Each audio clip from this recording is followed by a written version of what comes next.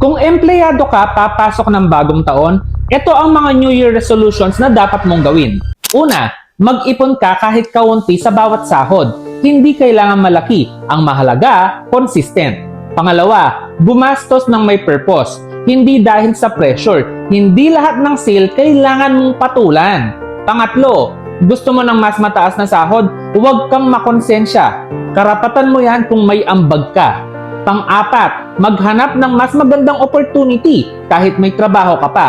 Hindi ka naman traidor. Practical ka. Pang-lima, mag-set ng malinaw na work boundaries. Hindi lahat ng oras dapat trabaho. Pang-anim, mag-leave at magpahinga ng walang guilt. Ang pagod ng empleyado, hindi productive.